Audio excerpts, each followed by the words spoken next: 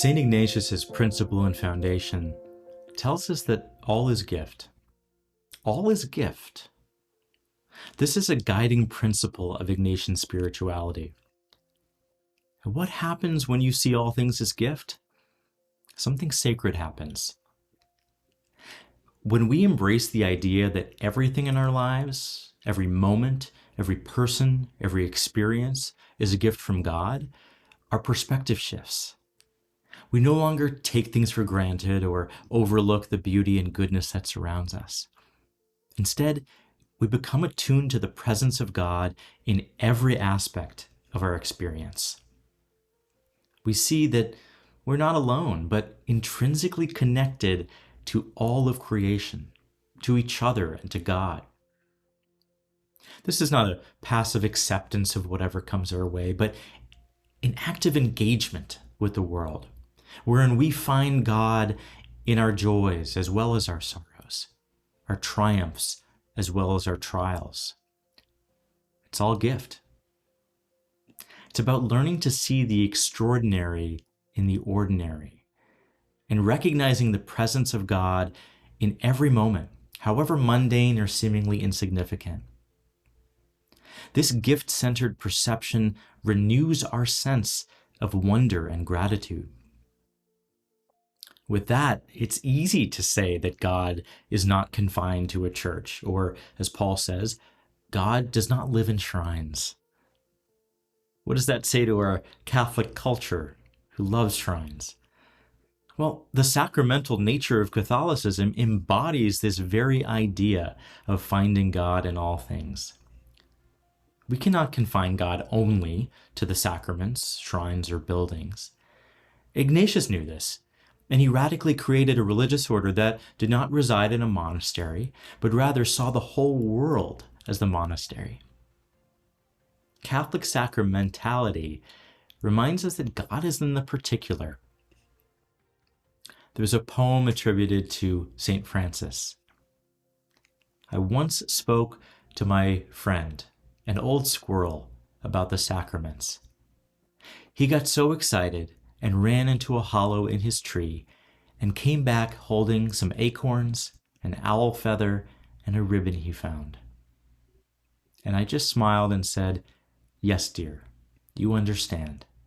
Everything imparts his grace." Just ask the beasts. They get it. The squirrel gets it. Our passage in Acts almost has this evolutionary trajectory. Let me read some of Paul's words and note the movement from a sense of Genesis with life and breath, moving to a particular ancestor, and then to the whole nations who eventually cover the earth. Paul said, "God himself gives to all mortals life and breath and all things. From one ancestor he made all nations to inhabit the whole earth, and he allotted the times of their existence and the boundaries of the places where they would live." Evolution's path moves toward complexity and diversity. We are offspring in this trajectory. It's as if God's presence multiplies. Finding God in all things is not just in that initial wind sweeping over the waters in Genesis.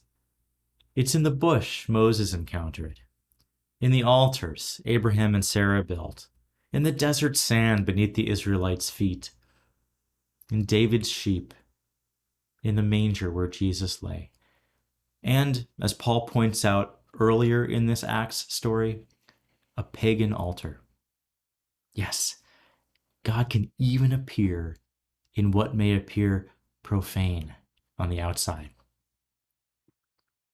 Ignatian spirituality is a sacramental, incarnational spirituality. God is not opposed to the world. In fact, God is very much in the world.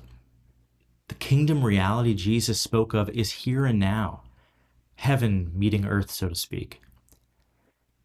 And the voice of God speaks through the stuff of our lives including our experiences and moments of contemplation, and our emotions and our conversations. All things. It's truly a magical worldview. When we can look around and see the fingerprints of God covering all things, our hearts will be transformed. We will no longer see neighbors as enemies. We'll uncover the divine truth and presence beneath the distortions and idolatry.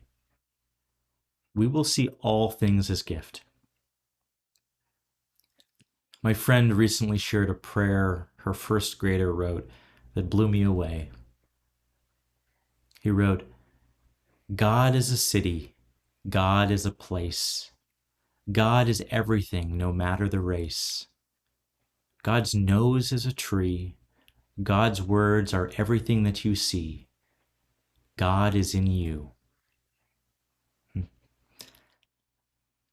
This child gets it and poetically captures the idea. As we recognize each moment, each encounter, each joy and sorrow as divine gifts, may we cultivate a spirit of reverence, openness, and love, celebrating the sacred interconnection of all things. Indeed, God is not confined to shrines or sacraments.